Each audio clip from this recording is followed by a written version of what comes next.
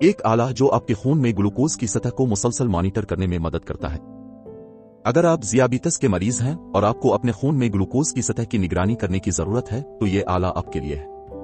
मुसलसल glucose monitoring device या CGM आपके बाजू और जिस्म पर चस्पा किया जा सकता है।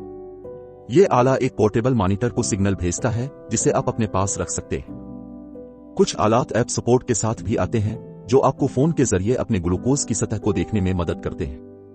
आपको CGM की जरूरत हो सकती है अगर आप बगैर किसी वाज़ेह वजह के अपने खून में शुगर की सतह में बड़ा इजाफा देखें।